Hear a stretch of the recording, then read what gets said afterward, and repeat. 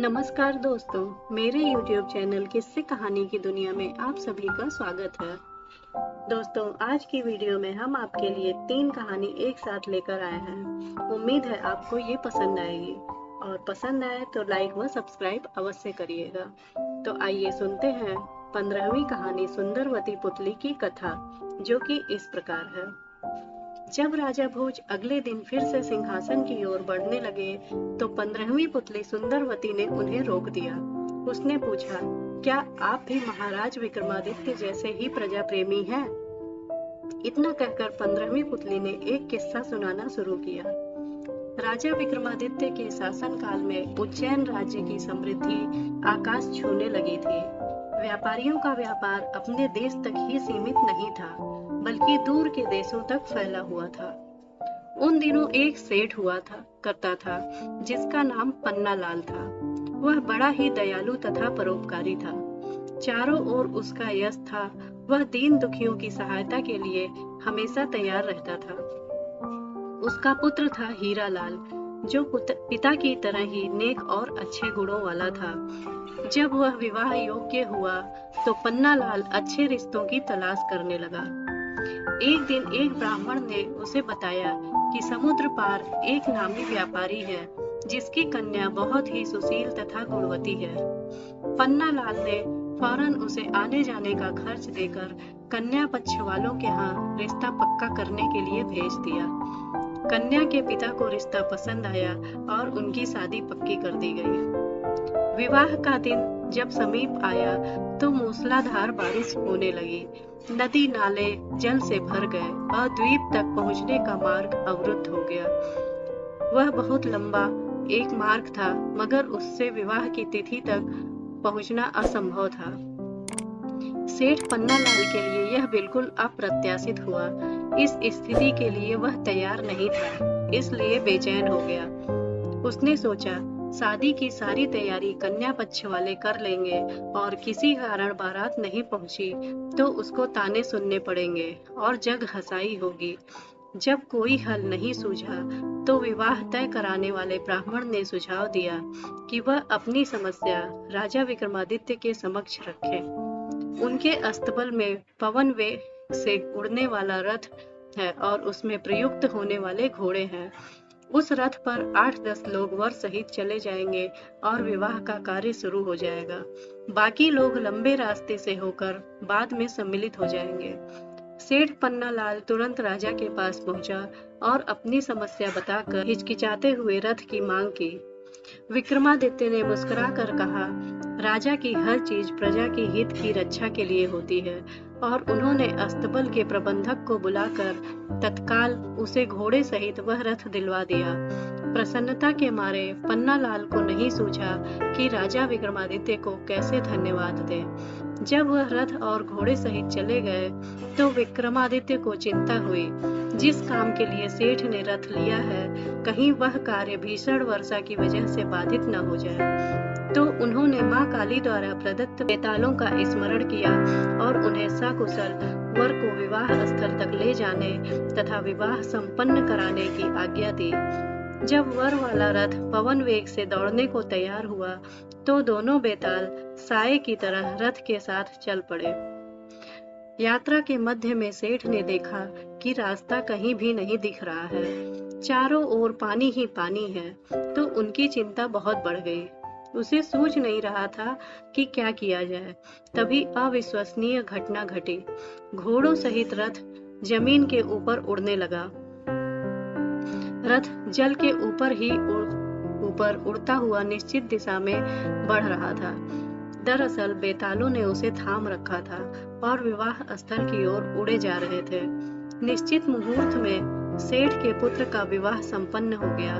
कन्या को साथ लेकर जब सेठ पन्नालाल उज्जैन लौटे तो घर के बदले सीधा राज दरबार गए। राजा विक्रमादित्य ने वर वधू को आशीर्वाद दिया। सेठ पन्नालाल घोड़े और रथ की प्रशंसा में ही खोया रहा। राजा विक्रमादित्य उसका आशय समझ गए और उन्होंने अश्व तथा रथ उन्हें उपहार स्वरूप भेंट कर दिया। इतनी कहानी सुनाकर 15वीं पुतली भी उड़ गई और राजा भोज महाराज विक्रमादित्य का प्रजा प्रेम का किस्सा सुनकर खुश हो गए। दोस्तों, इस कहानी से हमें यह सीख मिलती है कि जरूरत पड़ने पर हमेशा दूसरों की मदद करनी चाहिए। धन्यवाद। अब 16वीं कहानी सत्यवती पुतली की कथा। राजा भोज दोबारा सिंहासन पर बैठने के लिए आगे बढ़े। तभी 16वीं पुतली सत्यवती सिंहासन से बाहर आई और राजा भोज को गद्दी पर बैठने से रोकते हुए कहा, हे राजन, मैं आपको राजा विक्रमादित्य का एक किस्सा सुनाऊंगी। अगर आपको लगता है कि आप भी उतने ही महान हैं, तो इस सिंहासन पर बैठ जाना। इतना कहकर 16वीं पुतली सत्यवती ने कहानी सुनाना शुरू किया। उज्जैन शहर में राजा विक्रमादित्य के शासन काल में उनके न्याय और महानता की चर्चा दूर दूर तक थी। राजा ने अपने बड़े बड़े फैसलों और सुझाव के लिए 9 लोगों की समिति बना रखी थी। इन लोगों से ही राजा विक्रमादित्य राजकाज संबंधित सुझाव भी लेते थे। एक बार धन संपत्ति को लेकर कुछ बात शुरू हुई। तभी पाताल लोक की बात भी सामने आई और एक जानकार ने पाताल लोक के राजा शेषनाग की तारीफ की। उन्होंने बताया कि उनके लोक में सारी सुख सुविधाएं हैं, क्योंकि वो भगवान विष्णु के खास सेवकों में से एक है। शेषनाग का स्थान भगवान के बराबर माना गया है और जो भी उनके दर्शन करता है उसका जीवन धन्य हो जाता है। इतना सुनते ही राजा विक्रमादित्य ने पाताल लोक जाकर उनसे मिलने का मन बना लिया। तभी राजा विक्रमादित्य ने अपने बेतालों को याद किया और उनके साथ पाताल लोक पहुंच गए। वहां उन्होंने जानकारों की कही सारी बातों को सही पाया। जब शेषनाग को राजा विक्रमादित्य के आने की खबर मिली तो वो उनसे मिलने पहुंच गए। राजा विक्रमादित्य ने शेषनाग को प्रणाम करते हुए अपना नाम और पाताल लोक आने का कारण बताया। राजा विक्रमादित्य की बातें सुनकर और उनके व्यवहार से शेषनाग इतने खुश हुए कि राजा विक्रमादित्य को जाते जाते उपहार के तौर पर 4 चमत्कारी रत्न दिए। चारों रत्न की अपनी अपनी खूबी थी। पहले रत्न से मनचाहा धन, दूसरे रत्न से मनचाहे कपड़े व गहने, तीसरे रत्न से किसी भी तरह की पालकी, घोड़ा या रथ और चौथे रत्न से मान सम्मान मिल सकता था। रत्न मिलने के बाद राजा विक्रमादित्य ने शेषनाग को प्रणाम किया और अपने बेतालों के साथ राज्य लौट गए। चारों रत्न लेकर राजा विक्रमादित्य अपने राज्य में प्रवेश कर ही रहे थे कि रास्ते में उनकी मुलाकात एक ब्राह्मण से हुई। ब्राह्मण ने राजा से पाताल लोक की यात्रा के बारे में पूछा। राजा ने वहां हुई सारी बातें बता दी। सब कुछ जानने के बाद अचानक ब्राह्मण ने राजा से कहा, आपकी हर सफलता में प्रजा का भी सहयोग होता है। ब्राह्मण की इस बात को सुनते ही राजा विक्रमादित्य उनके मन की बात को समझ गए और तुरंत उन्होंने ब्राह्मण को अपनी इच्छा से एक रत्न लेने को कहा। यह देखकर ब्राह्मण थोड़ी उलझन में पड़ गए और उन्होंने कहा कि वो अपने परिवार के हर सदस्य की राय लेने के बाद ही रत्न लेंगे। राजा विक्रमादित्य उनकी बात मान गए। फिर ब्राह्मण अपने घर पहुंचे और अपने परिवार में पत्नी, बेटे और बेटी को सारी बात बताई। तीनों ने ही 3 अलग अलग रत्न लेने की इच्छा जताई। ब्राह्मण की उलझन अब और बढ़ गई थी। परिवार वालों की बात सुनकर ब्राह्मण दोबारा राजा विक्रमादित्य के पास पहुंचे और उन्हें अपनी दुविधा बताई। ब्राह्मण की बात सुनते ही राजा विक्रमादित्य ने हंसते हुए ब्राह्मण को चारों रत्न उपहार के रूप में दे दिए। इतना कहते ही 16वीं पुतली सत्यवती ने कहा, क्या तुम भी इतने ही दानी हो? अगर तुम्हारा दिल भी राजा विक्रमादित्य जितना बड़ा है तो सिंहासन पर बैठ जाओ, और यह गुण तुम में नहीं है तो इस सिंहासन पर बैठने के लायक बनकर आओ। इतना कहकर 16वीं पुतली सिंहासन से उड़ गई और एक बार फिर राजा भोज सिंहासन पर नहीं बैठ पाए।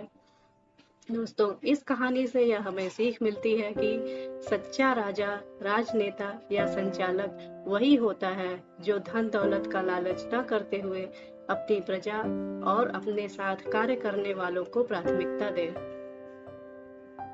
अब 17वीं कहानी, विद्यावती पुतली की कथा। राजा भोज एक बार फिर सिंहासन पर बैठने की इच्छा लेकर राजमहल पहुंचे। इस बार सिंहासन से 17वीं पुतली विद्यावती बाहर निकली और राजा भोज को सिंहासन पर बैठने से रोक दिया। 17वीं पुतली विद्यावती ने कहा, सिंहासन पर बैठने से पहले राजा विक्रमादित्य की यह कहानी सुन लो।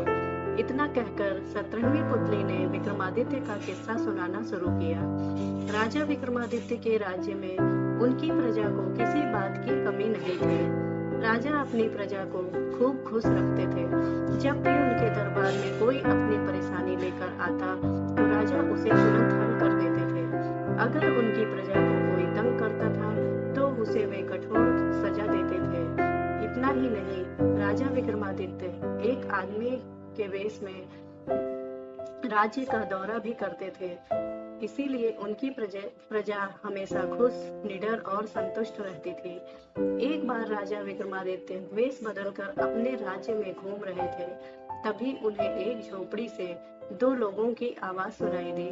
उन्होंने सुना कि एक महिला राजा को जाकर कुछ बताने को कह रही थी, लेकिन वो व्यक्ति कह रहा था कि वो अपने स्वार्थ के लिए राजा की जान खतरे में नहीं डाल सकता है। इन बातों को सुनते ही राजा समझ गए कि उन्हें कोई समस्या है और राजा भी इससे जुड़े हुए हैं। राजा विक्रमादित्य हमेशा अपनी प्रजा की परेशानियों को हल करना अपना कर्तव्य मानते थे। ऐसे में राजा विक्रमादित्य से रहा नहीं गया और उन्होंने झोपड़ी का दरवाजा खटखटाया। दरवाजे पर आवाज सुनकर ब्राह्मण दंपत्ति ने दरवाजा खोला। उनके दरवाजा खोलते ही राजा विक्रमादित्य ने अपने बारे में बताया और उनकी परेशानी पूछी। राजा घर आए हैं ये जानते ही दोनों पति पत्नी डर गए। राजा ने उन्हें हिम्मत और भरोसा दिलाते हुए कहा कि आप अपनी बात बिना डरे कह सकते हैं। तब उन्होंने बताया कि उनकी शादी को 12 साल हो गए, लेकिन उनके कोई बच्चा नहीं हुआ। इन 12 सालों में उन्होंने संतान सुख के लिए कई व्रत, उपवास, पूजा पाठ किए, लेकिन कोई लाभ नहीं हुआ। फिर एक दिन ब्राह्मण की पत्नी ने सपना देखा कि एक देवी ने उन्हें कहा है कि 30 कोस दूर पूर्व दिशा में एक घने जंगल में कुछ साधु सन्यासी शिव की आराधना करते हुए भगवान शिव को खुश करने के लिए वो हवन कुंड में अपने अंगों को काट कर डाल रहे हैं। उनकी तरह ही अगर राजा विक्रमादित्य भी वहां जाकर हवन कुंड में अपने अंग काट कर डाल दें तो भगवान शिव उनसे खुश होकर उनकी इच्छा पूछेंगे। फिर राजा विक्रमादित्य भगवान शिव से उनके लिए बच्चे की मांग करेंगे। ऐसा करने से उन्हें संतान सुख मिल जाएगा। इतना सुनते ही राजा विक्रमादित्य ने ब्राह्मण पति पत्नी को भरोसा दिलाते हुए कहा कि वो ये सब जरूर करेंगे। इतना कहते ही राजा विक्रमादित्य वहां से निकल गए और रास्ते में बेतालों को याद किया। बेताल उनके सामने प्रकट हुए तो राजा विक्रमादित्य ने उन्हें हवन की जगह पहुंचाने को कहा। राजा जैसे ही उस जगह पहुंचे तो उन्होंने पाया कि वहां सच में कुछ साधु बैठकर हवन करते हुए अपने अंगों को काटकर हवन में डाल रहे थे। ये देखते ही राजा विक्रमादित्य भी वहां सन्यासी के बगल में बैठकर उनकी तरह ही अपने अंगों को काटकर हवन कुंड में डालने लगे। जब राजा विक्रमादित्य और साधु सारे जल गए तो वहां एक शिवगढ़ पहुंचा और सभी साधुओं को अमृत देकर जिंदा कर दिया। लेकिन गलती से उसने राजा विक्रमादित्य को अमृत नहीं दिया। जब सारे साधु जिंदा हो गए तो उनका ध्यान विक्रम पर गया जो राख बन चुके थे। फिर सभी सन्यासियों ने मिलकर शिव की पूजा की और विक्रमादित्य को जिंदा करने की प्रार्थना की। भगवान शिव ने उनकी प्रार्थना सुन ली और राजा विक्रमादित्य को अमृत डालकर जिंदा कर दिया।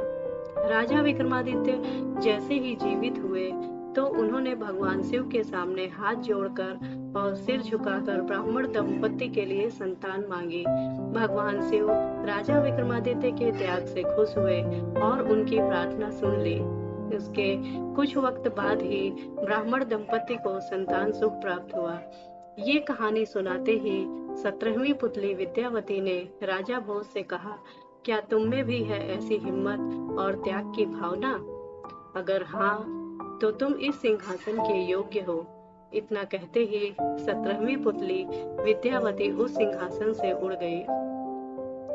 इस कहानी से हमें यह सीख मिलती है कि अगर कोई बिना किसी स्वार्थ के त्याग करता है तो उसका कभी बुरा नहीं होता है। धन्यवाद।